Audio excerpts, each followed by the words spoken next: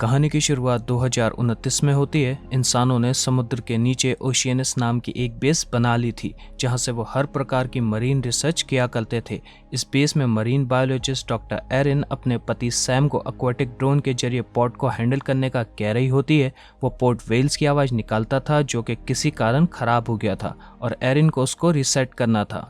Sam इस mission के लिए कुछ चिंतित था। वो पोर्ट को लेबोरेटरी में लाकर उसके पावर सिस्टम को चेक करना चाहता था, लेकिन एरिन उससे सहमत नहीं थी क्योंकि इस सब में बहुत समय लग जाएगा। वो समुद्र में जाकर उस पोर्ट को ठीक करना चाहती थी। इससे बीच कमांडर मिच वहां आता है। वो एरिन के बनाए हुए वेल कम्युनिकेटर से काफ़ी इम्प्रेस था। एरिन के रूम से जाने के बाद मिच सैम से बात करता है।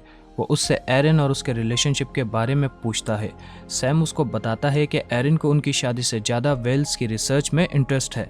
मिच की भी अपनी पत्नी के साथ कुछ ऐसी ही कहानी थी। वो अपनी पत्नी को डाइवोर्स देने ही वाला था कि तभी एक मिलियनेयर जिसका नाम सैंथिस है, उसने मिच को ओशियनस में रिसर्च की ऑफ़र दी। इसके बाद मिच सैम को एरिन से उनके रिलेशनशिप के बारे में बात करने का सुझाव देकर वहाँ से चला जाता है। मिच के जाने के बाद सैम एरिन से कांटेक्ट करता है, जो कि अपनी एक्वाटिक शटल को स्टेशन से लॉन्च करके पोर्ट तक पहुंचने के लिए बिल्कुल रेडी थी।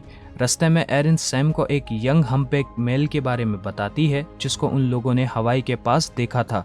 वो अपनी डिवाइस के जरिए वेल्स की आवाज़ के सैंपल्स को स्टडी करके वेल्स के झुंड को अपनी ओर आकर्षित करना चाहती थी।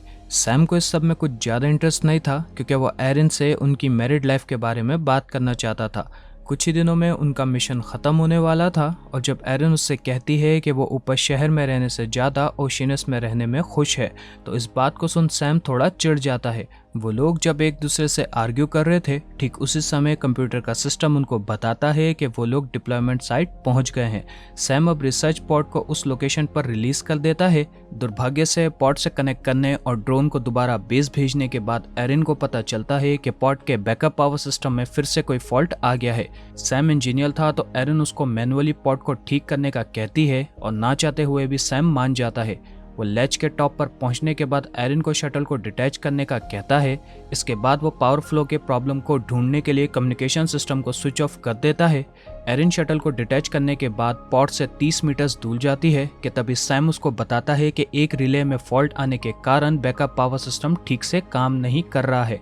वो जब उस रिले को ठीक कर रहा होता है कि तभी कोई स्टैटिक आवाज़ उनके संपर्क को तोड़ देती है, जिसके बाद एक बड़ा सुनामी आता है जो कि शटल को अपनी पोजीशन से दूर फेंक देता है और एरिन और सैम को एक दूसरे से अलग कर देता है। कई घंटे बीत जाने के बाद एरिन को जब होश आता है तो उसको शटल के बाहर बहुत सारी मछलियां दिखती हैं। शटल का कंप्यूटर बार बार उसको कम्युनिकेशन सिस्टम के डिसेबल होने की वार्निंग दे रहा था। वो सैम से रेडियो के जरिए संपर्क करने की कोशिश करती है, लेकिन उससे कोई कांटेक्ट नहीं हो पा रहा था। कोई और विकल्प ना होने के कारण एरिन अब सीट बेल्ट पहनती है और सैम को खोजने लग जाती है। वो जब समुद्र की सतह पर जाती है तो उसको हर तरफ लाल आसमान और बहुत सारे उल्का गिरते हुए दिखते हैं, जिनसे बचने के लिए वो फिर से समुद्र में डाइव कर जाती है। इसके बाद इमरजेंसी चैनल के जरिए एरिन ओशियनस की बेस कांटेक्ट करती है और मिच उसके सिग्नल को पिकअप करता है। वो उसको बेस के कुछ स्ट्रक्चर के डैमेज होने का बताता है, जिसके कारण बहुत से लोगों की डेथ और कुछ घायल थे। मिच के अनुसार कोई वैश्विक तबाही हो रही है। वो एरिन को वापस बेस आने का कहता है क्योंकि उसकी शटल की ऑक्सीजन खत्म हो रही थी। एरिन अपने पति को ढूंढना चाहती थी तो वो रिस्क लेते हुए सुनामी की डायरेक्शन का पता लगाने की कोशिश करती है। लास्ट नॉन कोऑर्डिनेट्स को लिखने के बाद वो शटल को सीधा शॉकवेव वाले एरिया की ओर ले जाती है। वो जैसे ही उस एरिया में पहुंचती है तो उसकी शटल का सिस्टम कोई मेटल से बनी चीज को पिक करता है। एरिन को ऐसा लगता है कि ये उसके पति का पॉड है, तो वो जब उस चीज के पास पहुंचती है तो वो शॉक में थी। एरिन जिसको अपने पति का पॉड समझ रही थी, वो एक पैसेंजर जेट था जो कि समुद्र में क्रैश लैंड कर गया था, जिसे देख एरिन शटल को ऑटो पायलट पर करके रोने लगती है। वो जब पानी पीने के लिए कैबिन खोलती है तो उसको सैम की पिक्स दिखती हैं। एरिन फिर से सैम को खोजने की कोशिश करती है और इस बार पॉड के अपलिंक को बूट करती है, लेकिन अब तक उससे कोई कम्युनिकेशन नहीं हुआ था। सौभाग्य से दूसरे मॉनिटर में उसको वेल्स की आवाज़ सुनाई देती है जो कि पॉड से आ रही थी। एरिन उन आवाज़ों को ट्रैक करते हुए हम्पबैक वेल्स के झुंड को खोज लेती है जो कि उसी पॉड की ओर जा रहे थे। कुछ ही समय बाद शटल के सिस्टम को मेटेलिक ऑब्जेक्ट डिटेक्ट होता है। ये फाइनली सैम का पॉड था जो कि सुनामी के कारण ठीक से काम नहीं कर रहा था। एरिन जब उसके पास पहुंचती है और रेडियो के जरिए पॉड से कांटेक्ट करती है तो उसको सैम की आवाज़ आती है, जो कि अब भी जिंदा था, लेकिन उसकी ऑक्सीजन खत्म हो रही थी। अपने पति को रेस्क्यू करने के लिए एरिन पॉड को डॉक करना चाहती थी, लेकिन वो पॉड उससे दूर जा रहा था। सैम उसको शटल का ऑटो डॉक सिस्टम एक्टिवेट करने का कहता है, जिसके बाद कुछ ही सेकंड्स में शटल पॉड से डॉक हो जाती है। एरिन तुरंत ही शटल का हैच खोलती है और समय रहते सैम सीढ़ी के जरिए शटल में आ जाता है। एरिन अब पॉड को डिटैच करने के बाद सैम को पानी देती है। वो उसको बताता है कि सुनामी के कारण उसका पॉड नॉक हो गया था और जब उसको होश आया तो उसके आसपास सब कुछ जल रहा था। एरिन वेल्स की आवाज़ यूज़ करके उसको सिग्नल भेजने के लिए सैम को दाद देती है, जिससे ये भी साबित होता है कि एरिन की डिवाइस एक्चुअली में काम करती है। दूसरी ओर एरिन का अपनी जान जोखम में डालकर सैम को रेस्क्यू करना ये बात साबित करता है कि वो उसको सच्चा प्यार करती है। वो लोग बात कर ही रहे होते हैं कि तभी शटल का सिस्टम उनको ऑक्सीजन लेवल के सिर्फ 16% रहने की वार्निंग देता है, जो कि ओशियनस बेस वापस जाने के लिए तो काफ़ी नहीं था। वो लोग हिम्मत नहीं हारते हैं और बेस तक वापस पहुंचने के लिए प्लान बनाने लग जाते हैं।